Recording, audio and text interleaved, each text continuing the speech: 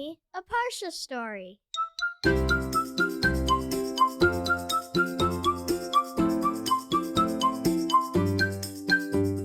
Welcome to Parsha House. Vicki B lived in a shtetl in Europe. And Vicki B, well, she spoke about other people. She would go to one neighbor's house and say, "Do you know what? Did you notice that the Cohn family just got a new icebox?" And then she'd say to another friend, "Did you see Miriam's new dress?" And sometimes she even said not nice things about other people. I ate at the Schwartz families for Shabbos lunch, and that cholent was the worst cholent I've ever had in my life. That was the way Vicki B was speaking. Lots and lots of negativity. And one day, Vicki B came to visit the rabbi of the shtetl. She said, "Rabbi, maybe you can help me. My life just isn't fulfilling right now. I'm not feeling energized." "Vicki B, I have a suggestion for you," said the rabbi. "I think your life will feel much better if you are more careful about the words that come out of your mouth. Because if you are more positive, then your life will be more positive." Vicki B said, "You're right. You're 100% right. I'm saying so many unkind words about other people that starting this second I'm taking upon myself that I will not utter a word for the next 40 days and 40 nights." What? The rabbi couldn't believe what she just said. She's not going to utter a word for another 40 days or 40 nights. And she didn't utter a word.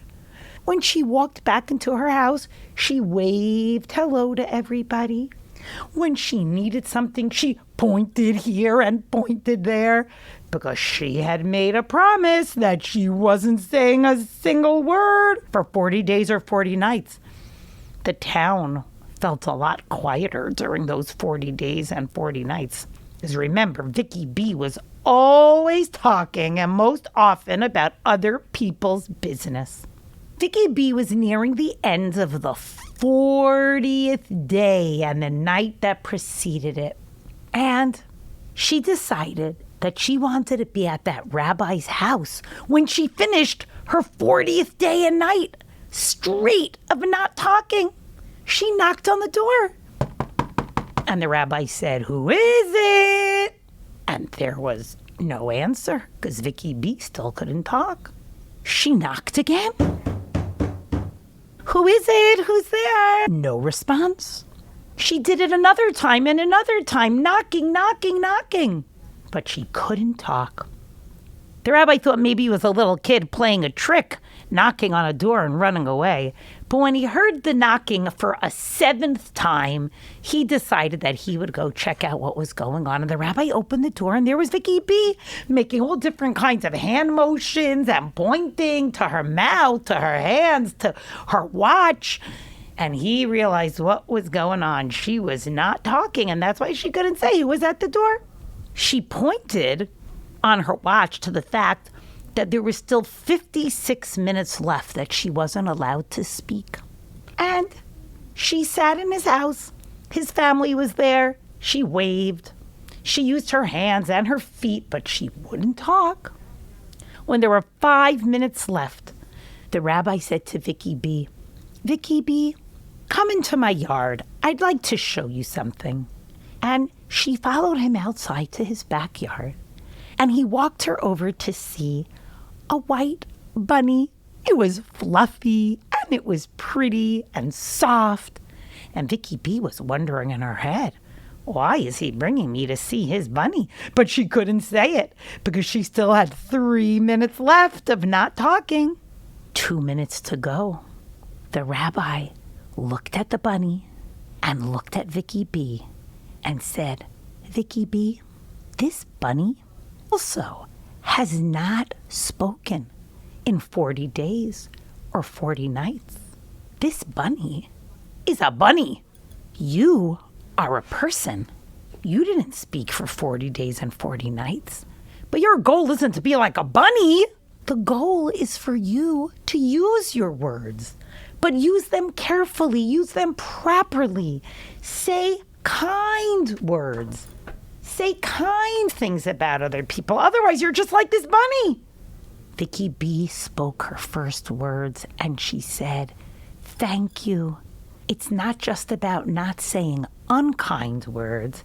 Now I understand that it's about saying kind words. It's not about not talking at all." Vicki B said, "Wow, now I know how I will be able to live happily. I will set free my words and hold back on hurtful and unkind words." In Parashat Metzora, we learn about how a person becomes tahor after being sent away from the camp for speaking lashon hara. And part of this process is that the person needs to bring 2 birds, and one of the birds is slaughtered, and the other bird is set free.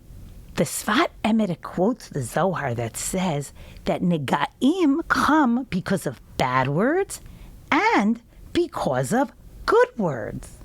The Shemen HaTov asks, why good words? We know how much harm can come from bad words. It could hurt people very badly. But we also have to remember how much harm can come from not saying good words. We could give people advice and encouragement and inspiration. And that's the message of the birds. Some words need to be slaughtered, cannot be said. And then there are some words, like that second bird, that need to be set free, that need to be brought out, that need to be stated.